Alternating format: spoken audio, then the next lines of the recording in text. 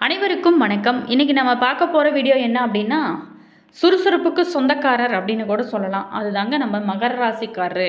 மகரம் அப்படிங்கிறது கடலோட அலைகள் அப்படி எப்படி அடுத்தடுத்து வந்து கொண்டே இருக்குமோ, அப்படி தான் இவங்களோட மனதிலையுமே புது புது எண்ணங்களானது தோன்றிக்கொண்டே இருக்குங்க. எப்போதுமே இவங்க கிட்ட வந்து புது ஐடியா இருந்தால் ஏதாவது சொல்லுங்கள் அப்படின்னு மற்றவங்க கேட்கக்கூடிய அளவுக்கு இருக்கக்கூடிய நண்பர்கள் தான் இவங்க. வாழ்க்கையில் தோல்வி அடைந்து ஆதாள பாலத்துக்கே சென்றால் கூட மறுபடியுமே வீறு கொண்டு எழுந்து நிற்கக்கூடிய ஒரு ராசிக்காரு அப்படின்னு எடுத்தோமா இந்த மகர ராசிக்காரு தாங்க. இந்த ராசிக்கு அதிபதி இரக்க சுபாவத்தை அதிகம் கொடுக்கும் சனி பகவான் அப்படிங்கிறதுனால இவங்க மனித நேயத்தோடு இருப்பாங்க. 2ஆம் இடமான தன குடும்ப வாக்குஸ்தானத்துக்கு சனி அதிபதி அப்படிங்கிறதுனால அதிக அளவில் பணம் வைத்து கொண்டிருந்தால் கூட திடீர் அப்படின்னு செலவுகள் இவங்களுக்கு ஏற்படும். செலவுகளுக்காக பணத்தை தேடக்கூடிய ஒரு சுச்சுவேஷன் தான் இருக்கும். அதே மாதிரி பொருளாதாரத்தை பொறுத்த வரைக்குமே ஏற்ற இறக்கங்கள் இருக்கவே இவங்களுடைய வாழ்க்கையில் இருக்கும். வாழ்க்கை துணையை பற்றி சொல்லும் 7ஆம் இடத்துக்கு அதிபதியாக சந்திரன் வருகிறாரு.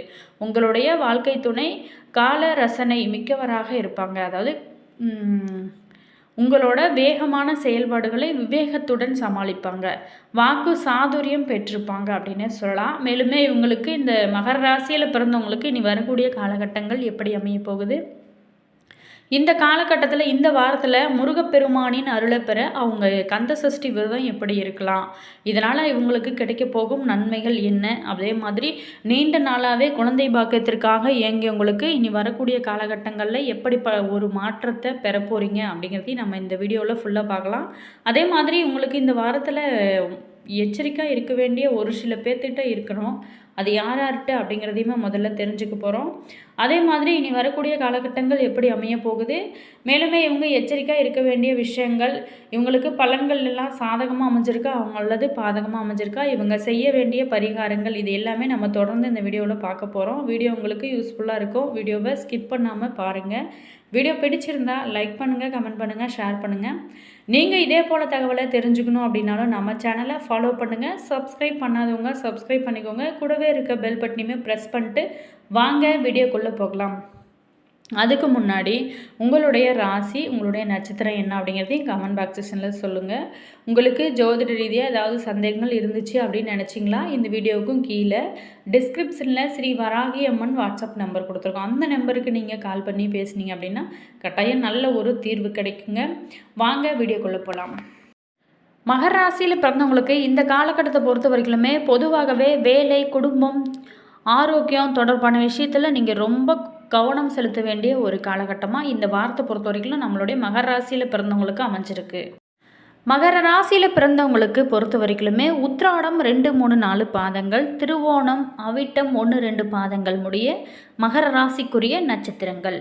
மேலுமே கிரக நிலையை பார்த்தோம் அப்படின்னா தனவாக்கு குடும்பஸ்தானத்தில் சனி, ராகு, சப்தமஸ்தானத்தில் குரு, அஷ்டமஸ்தானத்தில் கேது, அதே மாதிரி பாக்கியஸ்தானத்தில் சுக்கிரன், தொழில், கர்ம, ஜீவனஸ்தானத்தில் சூரியன், செவ்வாய், புதன் என கிரக நிலைகள் உங்களுக்கு இந்த வாரத்தில் அமையப்போகுது.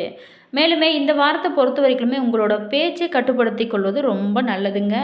எதை பேசினாலுமே வார்த்தைகளில் நீங்கள் நிதானத்தை கடைபிடிப்பது ரொம்ப நல்லது. மேலுமே ராஜாங்க ரீதியிலான காரியங்கள் உங்களுக்கு கை கொடுக்கும். வழக்குகளில் உங்களுக்கு சாதகமான போக்கானது காணப்படும்.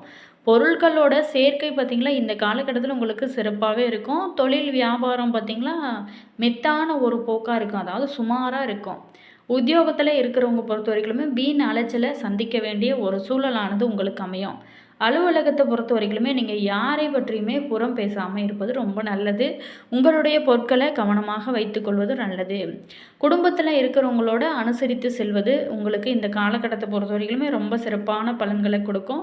மனைவிக்கு இடையே மனம் விட்டு பேசி எடுக்கும் முடிவுகள் உங்களுக்கு நல்ல பலன்களை கொடுக்கும். உங்களோட கருத்துக்களுக்கு பார்த்திங்களா மதிப்பில்லாமல் போகக்கூடிய ஒரு காலகட்டமாக அமைஞ்சிருக்கு. ஸோ இந்த காலகட்டத்தில் நீங்கள் அடுத்தவங்களுக்கு அட்வைஸ் பண்ணாதீங்க. பெண்களுக்கு பொறுத்த வரைக்குமே பண வரத்து திருத்தி தரும் வகையில் அமையுங்க. கலைத்துறையில் இருக்கிறவங்களுக்கு முயற்சிகளின் பேரில் புதிய ஒப்பந்தங்கள் கையெழுத்தாகும். அரசியலில் இருக்கிறவங்க வாகனங்கள் பயன்படுத்தும் போது மட்டும் நீங்கள் கொஞ்சம் கவனமாக இருக்கிறது நல்லது. மாணவர்களுக்கு பொறுத்த வரைக்குமே கல்வியில் நல்ல முன்னேற்றம் அடைய அதிக கவனத்தோடு முகப்படுத்தி நீங்கள் பாடங்களை படிப்பது உங்களுடைய எதிர்காலத்துக்கு ரொம்ப நல்லது. அதே மாதிரி உங்களுக்கு நிறைய பலன்கள் உங்களுக்கு சாதகமாக அமைஞ்சிருக்கு. இருந்தால் கூட ஒரு சில விஷயத்தில் ரொம்ப நீங்கள் கவனம் செலுத்தணும். முதல்ல சாதகமான பலன்கள் என்ன அப்படின்னு பார்க்கலாம். சுகாதிபதி சுக்கிரன் வார தொடக்கத்தில் உங்களுக்கு லாபஸ்தானத்து வந்து ஆட்சி பெறுகிறாருங்க. வீடு கட்டுறது, வீடு வாங்குறது போன்ற தொழில்கள் மிகுந்த ஒரு லாபத்தை உங்களுக்கு கொடுக்க போகுது.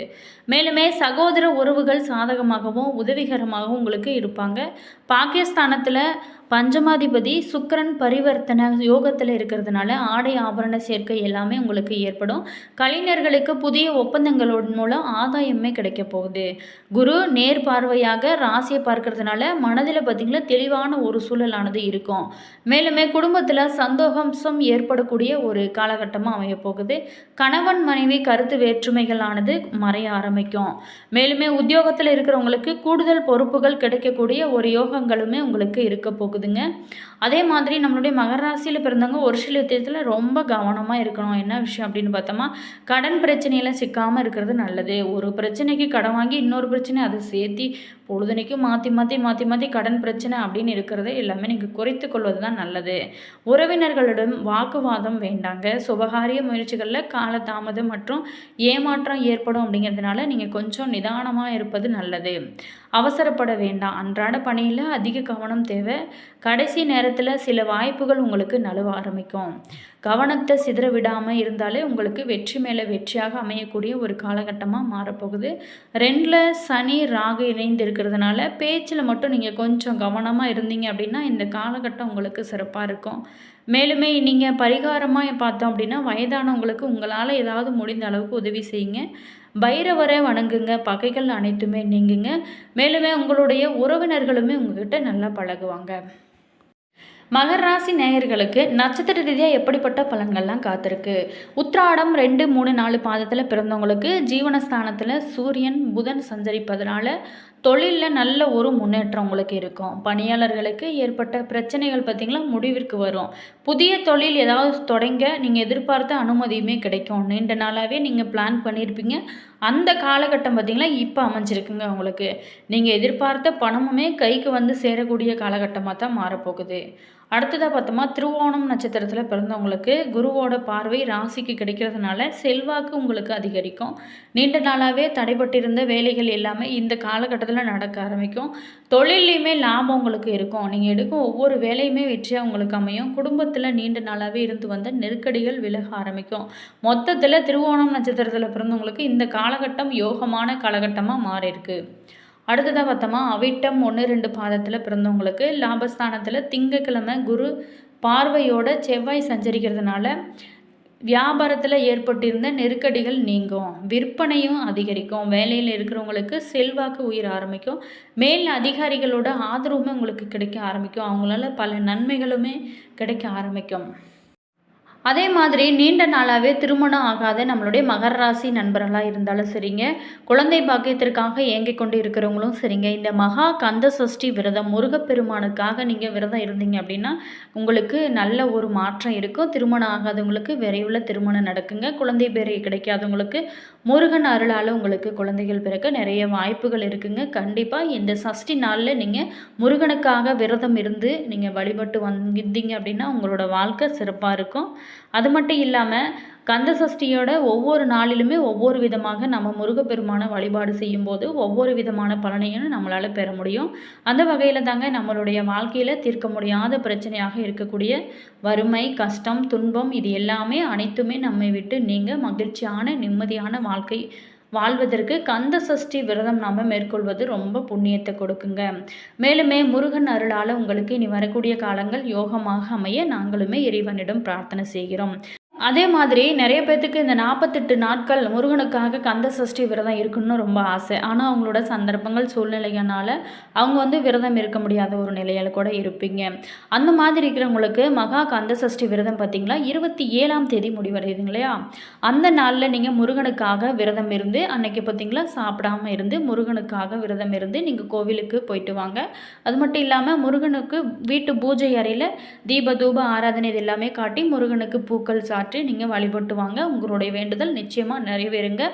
என்ன நண்பர்களே, இந்த வீடியோவில் நம்மளுடைய மகர ராசியில் பிறந்தவங்களுக்கு இனி வரக்கூடிய காலகட்டங்கள் எப்படி அமைய போகுது அப்படிங்கிறத பற்றி பார்த்தோம். இந்த வீடியோ உங்களுக்கு பிடிச்சிருக்கும் அப்படின்னு நினைக்கிறேன். வீடியோ பிடிச்சிருந்தால் லைக் பண்ணுங்கள், கமெண்ட் பண்ணுங்கள், ஷேர் பண்ணுங்கள். நீங்கள் இது போல் தகவலை தெரிஞ்சுக்கணும் அப்படின்னா மறக்காமல் சப்ஸ்கிரைப் பண்ணிக்கோங்க. கூடவே இருக்க பெல் பட்டனையுமே ப்ரெஸ் பண்ணிக்கோங்க.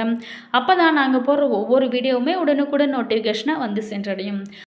அதே மாதிரி உங்களோட கருத்து என்ன அப்படிங்கிறத மறக்காமல் கமெண்ட் பாக்ஸ் செக்ஷனில் சொல்லுங்கள். உங்களுடைய ராசி என்ன, உங்களுடைய நட்சத்திரம் என்ன அப்படிங்கிறத மறக்காமல் கமெண்ட் பாக்ஸ் செக்ஷனில் சொல்லுங்கள். All viewers, thank you.